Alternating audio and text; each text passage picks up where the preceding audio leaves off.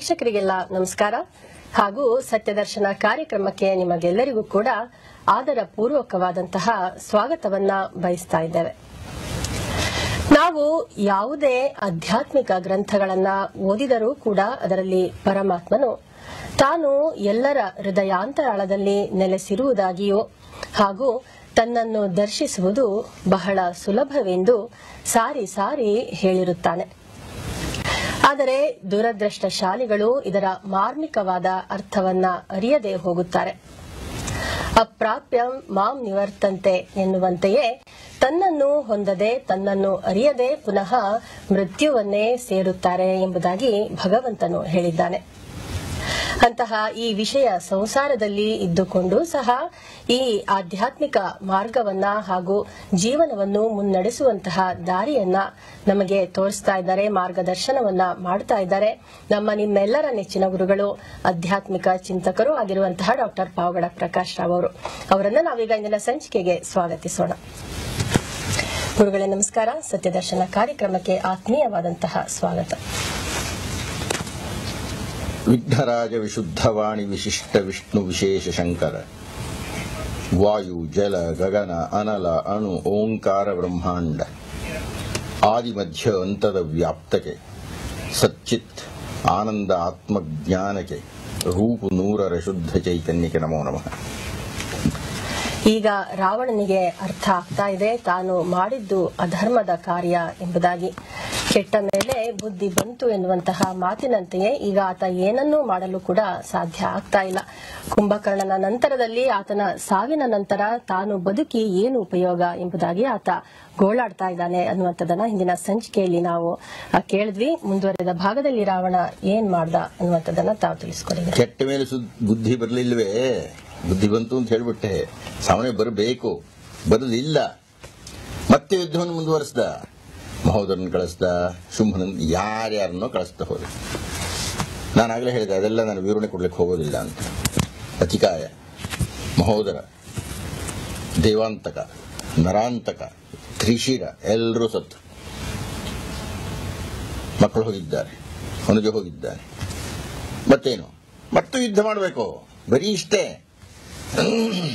ರಾವಣನ ಪಾತ್ರವನ್ನು ನಾವು ನೋಡಿ ನೋಡಿ ಕಲಿಯಬೇಕಾದ ಅಂಶ. ನಮ್ಮ ಜೀವನದಲ್ಲಿ ನಾವು ಏನನ್ನಾದರೂ ಸೋಲ್ತಾನೇ ಹೋಗ್ತಾ ಇದ್ರೆ, ಪ್ರತಿ ಪ್ರಯತ್ನ ಪಟ್ಟಾಗಲೂ ಸೋಲ್ತಾನೆ ಇರ್ತೀವಿ ನಾವು. ನಮ್ಮ ವಿರೋಧಿಗಳು ಗೆಲ್ತಾನೆ ಇರ್ತಾರೆ. ಆಗ ನಾನು ತಿದ್ದಿಕೊಳ್ಳಬೇಕು, ನನ್ನ ನಡೆಯನ್ನು ಬದಲಾಯಿಸಬೇಕು. ನನ್ನಲ್ಲಿ ತಪ್ಪಿದ್ದರೆ ಆ ತಪ್ಪನ್ನು ತಿದ್ಕೋಬೇಕು, ನನ್ನಲ್ಲಿ ಸರಿ ಇದ್ದರೆ ಇನ್ನೊಬ್ಬರನ್ನು ಮಣಿಸಬೇಕು. ಈ ಸಂದರ್ಭದಲ್ಲಿ ಶ್ರೀರಾಮರಲ್ಲಿ ಸರಿ ಇದೆ, ಇವನಲ್ಲಿ ತಪ್ಪಿದೆ. ಶ್ರೀರಾಮ ಮಣಿಸ್ತಾ ಇದ್ದಾರೆ, ಇವನು ತಿಳ್ಕೊಳ್ತಾ ಇದ್ದಾನೆ, ಅವನು ಗೆಲ್ತಿದ್ದಾನೆ, ನಾನು ಸೋಲ್ತೀನಿ. ಏನ್ ಮಾಡ್ಬೇಕು ಇವಾಗ? ನನ್ನಲ್ಲಿ ಧರ್ಮ ಇಲ್ಲದೆ ಹೋದರೆ, ನಾನು ನ್ಯಾಯಯುತವಾಗಿ ಇಲ್ಲದೆ ಹೋದರೆ, ನನ್ನಲ್ಲಿನ ನಡೆಯನ್ನು ನಾನು ಬದಲಾವಣೆ ಮಾಡ್ಕೋಬೇಕು. ರಾವಣ ಹಾಗೆ ಮಾಡ್ಕೊಳ್ಳಿಕ್ಕೆ ಸಿದ್ಧ ಇಲ್ಲ. ಯಥಾ ಪ್ರಕಾರ ಬರೀ ಗೋಳಾಟ. ಅದ್ ನನ್ನ ಮಗ ಹೋದ, ನನ್ನ ತಮ್ಮ ಹೋದ, ನಾನು ಏನ್ ಮಾಡ್ಲಿಲ್ಲ. ಕೊನೆಗೆ ಅವನೊಂದು ನಿರ್ಣಯಕ್ಕೆ ಬಂದ. ಶುಂಭ ನಿಶುಂಭ, ಹೋಗಿ ನೀವು ಹೋಗಿ ಯುದ್ಧ ಮಾಡಿ, ನನಗೆ ಅದನ್ನು ವರ್ಣನೆ ಮಾಡಕ್ಕೆ ಹೋಗಲ್ಲ ಅಂತ ಹೇಳ್ಬಿಟ್ಟೆ. ಆಗಲೇನೆ ಅವರಿಬ್ಬರು ಒಂದಷ್ಟು ಜನ ಜೊತೆಗೆ ಹೋದರು. ಹನುಮಂತ, ಅಂಗದ ಎಲ್ಲ ಕೊಚ್ಚಿದ್ರು, ಎಲ್ಲ ಸತ್ತು. ಯಾರೂ ಇಲ್ಲ ಈಗ ಲಂಕೆಯಲ್ಲಿ. ಯಾರಿದ್ದಾರೆ? ಒಬ್ಬ ಮಗ ಇದ್ದಾನೆ ಇಂದ್ರಜಿತ್. ಅಂದರೆ ರಾವಣನನ್ನು ನಾವು ಹೇಗೆ ಅಧ್ಯಯನ ಮಾಡಬೇಕು ಅಂದರೆ, ಒಬ್ಬ ವ್ಯಕ್ತಿ ಸ್ವಾರ್ಥಿಯಾಗಿ ಬಿಟ್ಟರೆ, ಮಹಾಸ್ವಾರ್ಥಿಯಾಗಿ ಬಿಟ್ಟರೆ, ತನ್ನೊಬ್ಬನ ಸುಖದ ಕಡೆಯೇ ನೋಡ್ತಾ ಇರ್ತಾರೆ. ಲಂಕೆ ಹಾಳಾಗಿ ಹೋದ್ರೂ ಚಿಂತೆ ಇಲ್ಲ, ರಾಕ್ಷಸರ ಸತ್ರೂ ಚಿಂತೆ ಇಲ್ಲ, ಮಗ ಸತ್ರೂ ಚಿಂತೆ ಇಲ್ಲ, ಮಂತ್ರಿ ಹೋದ್ರೂ ಚಿಂತೆ ಇಲ್ಲ, ತನ್ಮ ಸತ್ರೂ ಚಿಂತೆ ಇಲ್ಲ, ಕೋಟಿ ಕೋಟಿ ರಕ್ಕಸರೆಲ್ಲ ಹಾಳಾಗಿ ಹೋದ್ರೂ ಚಿಂತೆ ಇಲ್ಲ, ಲಂಕೆ ಸುಟ್ಟು ಹೋದ್ರೂ ಚಿಂತೆ ಇಲ್ಲ. ತಾನು ಸುಖವಾಗಿರ್ಬೇಕು, ತಾನು ಬಯಸಿದ್ದು ಬೇಕು, ಇಷ್ಟೇ. ಇಷ್ಟೆಲ್ಲ ಕಳ್ಕೊಂಡು, ಅಷ್ಟು ಜನ ಮಕ್ಕಳನ್ನ ತಮ್ಮಂದ್ರನ್ನ ಕಳ್ಕೊಂಡ್ರೂ ಈಗಲಾದ್ರೂ ಬುದ್ಧಿ ಬೇಡವೆ? ಇಲ್ಲ, ಇಂದ್ರಜಿತ್ ಬಾಯಿಲಿ ಅಂದ. ಯಾವನೊಬ್ಬನು ಸಾಯಿಸಬೇಕಾಗಿದೆ ಈಗ.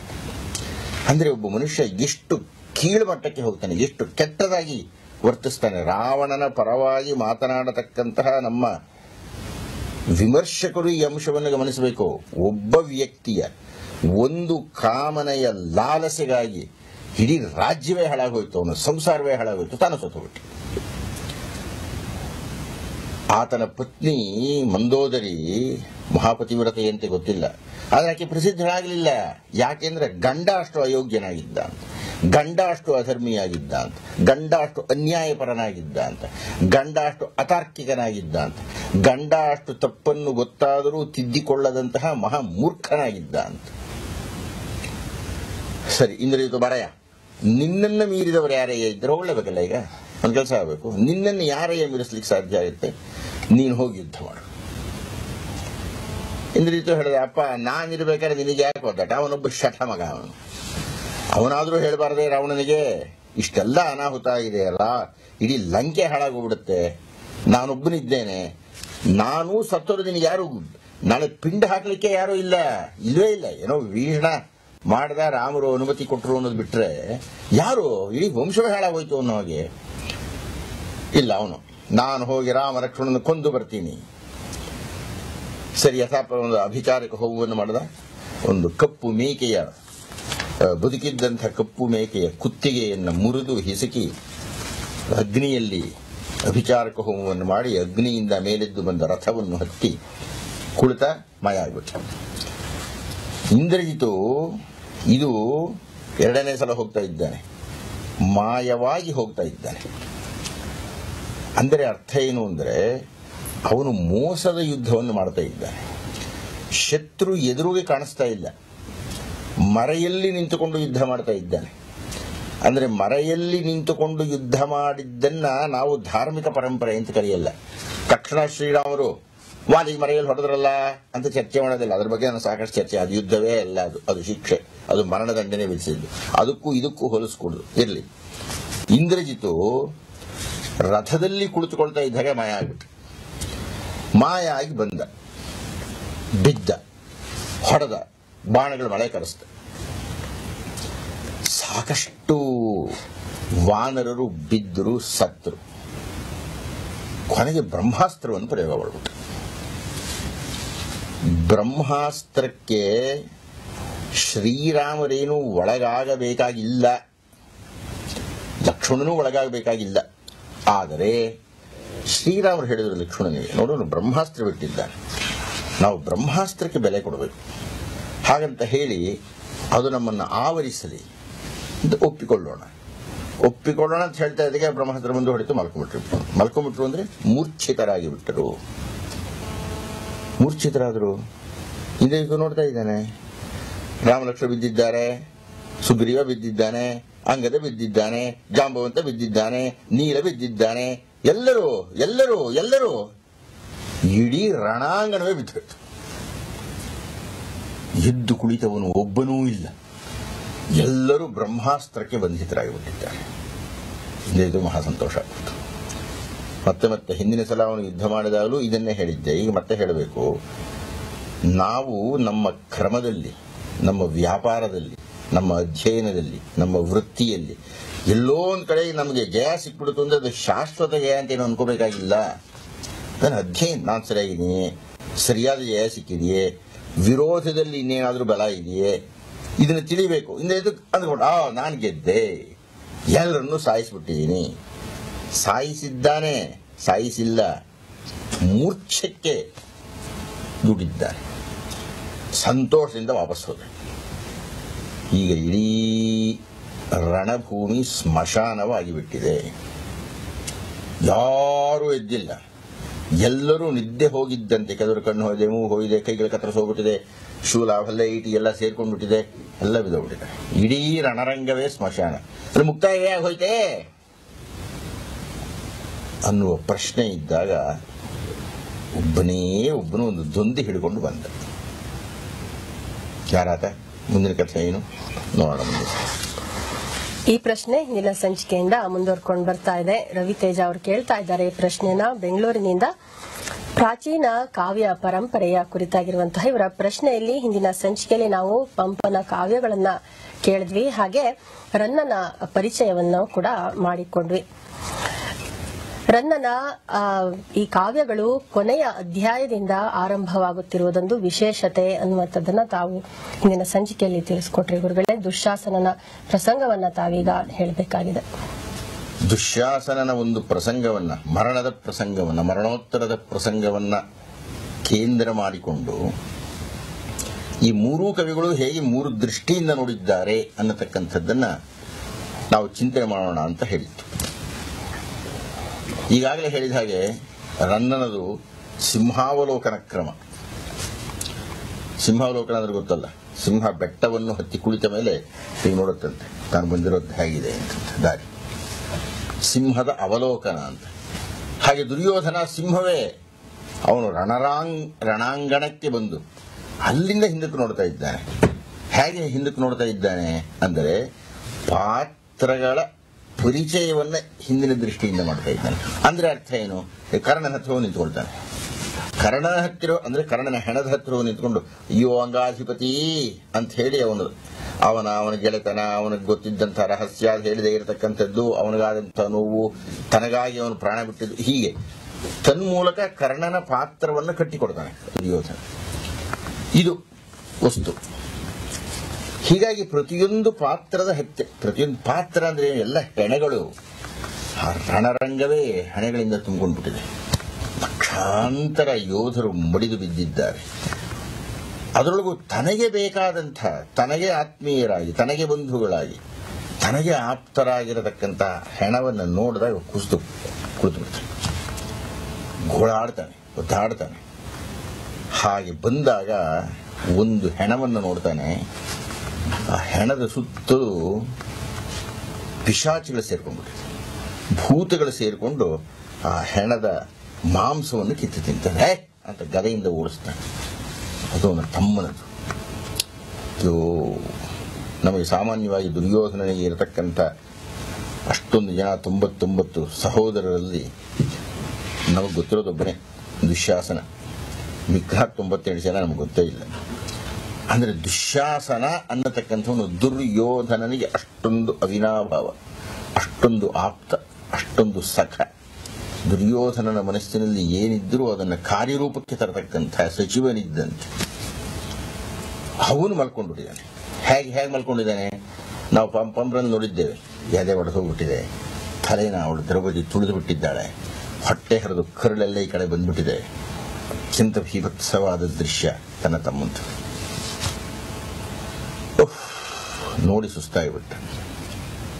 ನಿಜ ಜೀವಂ ಪರಲೋಕದೊಳ್ ನಿಜ ಮಹಾಮಾಂಸಂ ಪಿಶಾಚಸ್ಯದೊಳ್ ನಿಜ ರಕ್ತಂ ರಿಪು ಕುಕ್ಷಿಯೊಳ್ ನಿಜ ಶಿರಂ ನಕ್ತಂಚರೀ ಹಸ್ತದೊಳ್ ನಿಜ ಕಾಯಂ ಕುರುಭೂಮಿಯೊಳ್ಳೆಲೆಸೆ ಗಾಂಧಾರೀಯ ದುರ್ಯೋಧನಾನುಜ ದುಶ್ಯಾಸನ ಭೀಮಗದೆಯಂ ಪಂಚತ್ವಮುಂ ಪೊರ್ದಿದೈ. ಪಂಚತ್ವ ಅಂದ್ರೆ ಪಂಚಭೂತಗಳಲ್ಲಿ ಲೀನವಾಗತಕ್ಕದ್ದು ಅಂತ. ಸಾಮಾನ್ಯವಾಗಿ ಪ್ರತಿಯೊಂದು ದೇಹವು ಬಿದ್ದಾಗ, ಹೆಣವಾದಾಗ, ಸತ್ತು ಹೋದಾಗ ನಮ್ಮ ವಾಯುವಿನಲ್ಲಿ, ಅಗ್ನಿಯಲ್ಲಿ ಎಲ್ಲ ಸೇರ್ಕೊಂಡು ಹೋಗ್ಬಿಡುತ್ತೆ ನಮ್ಮದು. ಆದರೆ ದುರ್ಯೋಧನ ಏನು ಹೇಳ್ತಾ ಇದ್ದಾನೆ ಇಲ್ಲಿ? ನಿಜ ಜೀವಂ ಪರಲೋಕದೊಳು. ಈಗ ದುಶ್ಯಾಸನ ಯಾರಿಗೆ? ನೀನು ದುರ್ಯೋಧನಾನುಜ ದುಶ್ಯಾಸನ, ನನ್ನನ್ನು ಅನುಸರಿಸಿಕೊಂಡು ಹುಟ್ಟಿದವನು ನೀನು. ದುರ್ಯೋಧನಾನುಜ ದುಶ್ಯಾಸನ ಅನುಜ, ನನ್ನನ್ನು ಅನುಸರಿಸಿಕೊಂಡು ಹುಟ್ಟಿದವನು ಅಂತ ಹೇಳುವುದರೊಳಗೆ ಮುಂದಿನ ಪದ್ಯವನ್ನು ಅತ್ಯಂತ ಅದ್ಭುತವಾಗಿ ಮಂಡನೆ ಮಾಡ್ತಾನೆ ದುರ್ಯೋಧನ. ಇಲ್ಲಿ ಅದಕ್ಕೆ ಹೋಗಿ ಮುಂಚೆ ಈ ಪದ್ಯವನ್ನು ನೋಡ್ಬಿಡೋಣ. ನಿಜ ಜೀವಂ ಪರಲೋಕದೊಳು, ನಿನ್ನ ನಿಜವಾದ ಜೀವ ಪರಲೋಕಕ್ಕೆ ಹೋಗ್ಬಿಟ್ಟಿದೆ. ನಿಜ ಮಹಾಮಾಂಸಂ ಪಿಶಾಚಾಸ್ಯದೊಳು, ಆಸ್ಯ ಅಂದ್ರೆ ಮುಖ, ಪಿಶಾಚಾಸ್ಯದೊಳು, ಪಿಶಾಚಿಗಳ ಮುಖದಲ್ಲಿ ನಿನ್ನ ಮಹಾಮಾಂಸ ಇದೆ. ನಿಜ ರಕ್ತಂ ರಿಪುಕುಕ್ಷಿಯೋಳು, ನಿನ್ನ ರಕ್ತ ಇದೆಯಲ್ಲ ಅದೆಲ್ಲಿದೆ? ಭೀಮನ ಹೊಟ್ಟೆಯಲ್ಲಿದೆ. ನಿಜ ಶಿರಂ ನಕ್ತಂಚರಿ ಹಸ್ತದೊಳು, ನಕ್ತಂಚರಿ ಅಂದ್ರೆ ರಾಕ್ಷಸಿ ಅಂತಂತ. ದ್ರೌಪದಿಯನ್ನು ದುರ್ಯೋಧನ ರಾಕ್ಷಸಿ ಅಂತ ಕರೀತಾ ಇದ್ದಾನೆ.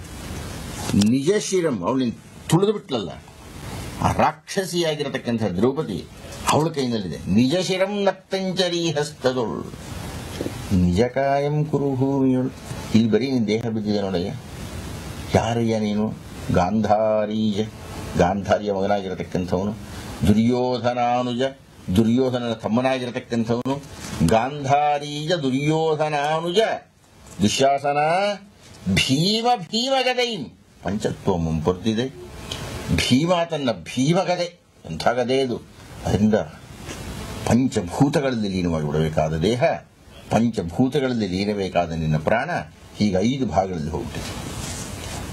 ಜನನೀ ಸ್ತನ್ಯಮನುಂಡೆನಾಂ ಬಳಿಕೆನೀಂ ಸೋಮಾಮೃತಂ ದಿವ್ಯ ಭೋಗಮೆಂಬಂತಿವನುಂಡೆನಾಂ ಬಳಿಕೆನೀಂ ಬಾಲತ್ವದಿಂದೆಲ್ಲಿಯೂ ವಿನಯೋಲ್ಲಂಘನ ಮಾಡುವುದಿಲ್ಲ ಮರಣಕ್ಕೆನ್ನಿಂದೆ ನೀ ಮುಂಚಿದೈ ಮೊನೆಯೊಳ್ ಸೂಳ್ ತಡಮಾಯಿತಿದೊಂದೆಡೆಯೊಳುಂ ಹಾವತ್ಸ ದುಶ್ಯಾಸನ. ದುಶ್ಯಾಸನ ಯಾಕೆ ಹೀಗಾಯಿತು?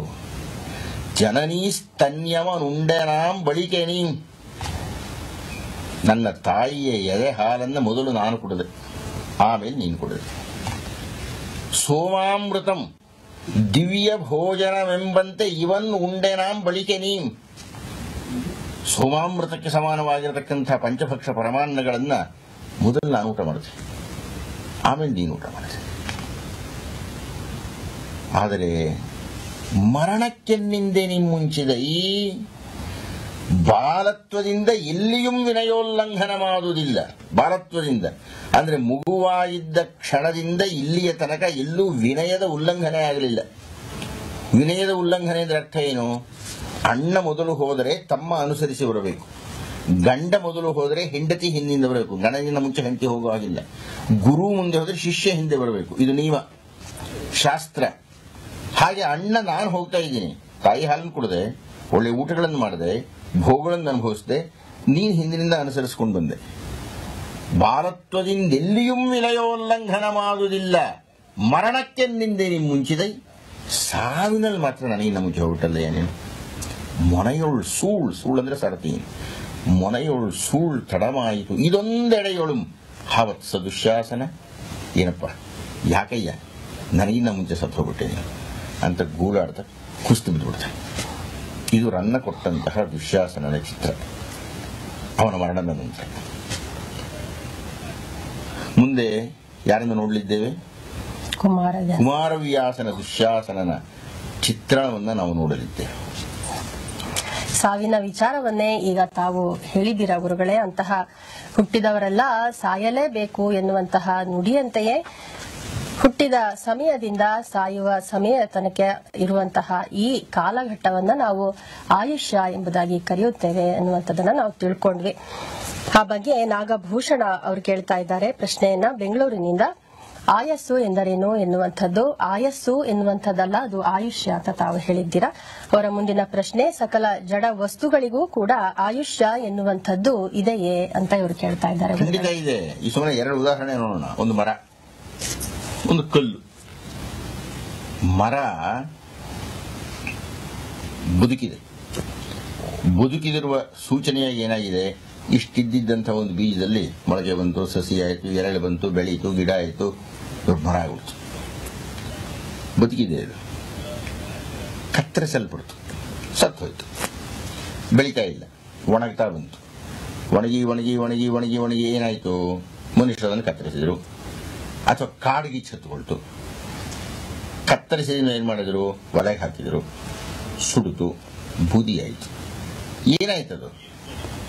ಬೂದಿ ಆಯಿತು, ಜಡವಸ್ತುವೇ. ಆ ಜಡವಸ್ತು ಜೀವಿಸಿದ್ದು ಸತ್ತು ಬೂದಿಯಾಗಿ ಮತ್ತಿಲ್ಲೇ ಎಲ್ಲ ಉಳ್ಕೊಳ್ತು. ಅದರ ಪ್ರಶ್ನೆ ಏನು? ಸಕಲ ಜಡವಸ್ತುಗಳಿಗೂ ಆಯುಷ್ಯ ಉಂಟೆ. ಸಸ್ಯಕ್ಕೆ ಆಯುಷ್ಯ ಯಾವ ಮುಕ್ತಾಯ ಆಯಿತು? ಕತ್ತರಿಸಿದಾಗ. ಸಸ್ಯಕ್ಕೆ ಯಾವಾಗ ಸಂಪೂರ್ಣವಾಗಿ ಆಯುಷ್ಯ ಮುಕ್ತಾಯ ಆಯಿತು? ಅದು ಕೆಳಗೆ ಬಿದ್ದಾಗ, ಸುಡಲ್ಪಟ್ಟಾಗ. ಹೀಗಾಗಿ ಮೊಳಕೆಯಿಂದ ಹಿಡಿದು ಆ ಸುಡುವ ಕ್ರಿಯೆಯ ತನಕ ಕಾಡ್ಗಿಚ್ಚಿನಲ್ಲಿ ಅದರ ಆಯುಷ್ಯ. ಇವರದ್ದು ಮುಂದಿನ ಪ್ರಶ್ನೆ ಇದು.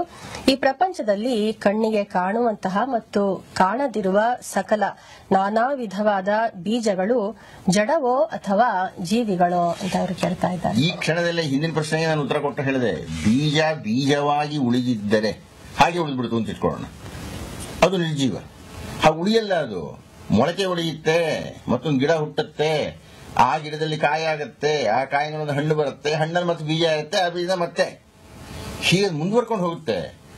ಜೀವದ ಲಕ್ಷಣವೇ ಚಲನೆ, ಜೀವದ ಲಕ್ಷಣವೇ ಆಹಾರೋತ್ಪಾದನೆ, ಜೀವದ ಲಕ್ಷಣವೇ ಅತ್ಯಂತ ಪ್ರಮುಖವಾಗಿ ಮಹಾಪ್ರಧಾನವಾಗಿ ವಂಶೋದ್ಧಾರ. ಅಂದರೆ ಒಂದು ಜೀವಿ ಬದುಕಿದೆ ಅಂದರೆ ಅದಕ್ಕೊಂದು ಸಂತಾನ, ಆ ಸಂತಾನಕ್ಕೊಂದು ಸಂತಾನ, ಇದು ಬಹಳ ಪ್ರಧಾನವಾಗಿರತಕ್ಕಂಥ ಜೀವದ ಲಕ್ಷಣ, ವಂಶಾಭಿವೃದ್ಧಿ ಅಂತ. ನೀನು ಯಾವುದೊಂದು ಪುಟಾಣಿ ಅಮೀಬಾಯಿಂದ ಹಿಡ್ಕೊಂಡು ತಿಮಿಂಗಿಲದ ತನಕ ಮನುಷ್ಯನ ತನಕ ಎಲ್ಲರೂ ತಮ್ಮ ಸತ್ಸಂತಾನವನ್ನು ಮುಂದುವರಿಸಿಕೊಂಡು ಹೋಗಬೇಕು ಅನ್ನತಕ್ಕಂಥದ್ದೇ ಕ್ರಮ. ಅದರಿಂದಲೇ ವಿವಾಹ ಇತ್ಯಾದಿಗಳಾಗತಕ್ಕಂಥದ್ದು. ಆದ್ದರಿಂದ ಬದುಕಿದೆಯೋ ಅಂದ್ರೆ ಮನುಷ್ಯ ಬದುಕಿದ್ದಾನೆ, ಅದಕ್ಕೆ ಕಾರಣ ಏನು? ಅವನು ಬೆಳೆದಿದ್ದಾನೆ, ಸಂತಾನೋತ್ಪತ್ತಿ ಆಗಿದೆ. ಬೀಜಗಳು, ಅದೇ ಬೀಜ ಬೆಳೆದಿದೆ, ಸಸ್ಯ ಆಗಿದೆ, ಅದು ಸಂತಾನೋತ್ಪತ್ತಿ ಮಾಡಿದೆ. ಹೀಗಾಗಿ ಬೀಜಗಳು ಜೀವ ಇರತಕ್ಕಂಥದ್ದೇ. ಇವರದ್ದೇ ಮುಂದಿನ ಪ್ರಶ್ನೆ ಇದು. ಕುಟ್ಟುವ, ಬೀಸುವ, ಹುರಿಯುವ ಹಾಗೂ ಬೇಯಿಸುವ ಮುಂತಾದ ಕ್ರಿಯೆಗಳು ಜೀವಿಯು ಮಾಡಿದಂತಹ ಪಾಪಕ್ಕೆ ಶಿಕ್ಷೆಯೇ? ಯಾಕಂದ್ರೆ ಪುರಾಣದ ಪ್ರಕಾರ ಇದನ್ನ ಜೀವಿಗೆ ಇದು ಆಗುವಂತದನ್ನ ಶಿಕ್ಷೆ ಅಂತ ಪರಿಗಣಿಸ್ತಾರಲ್ಲ ಅಂತ ಇವರು ಕೇಳ್ತಾ ಇದ್ದಾರೆ. ಇದು ನನಗೆ ಸ್ವಲ್ಪ ಸಂದೇಹ ಉಂಟು ಆ ಪ್ರಶ್ನೆಯ ಬಗ್ಗೆ.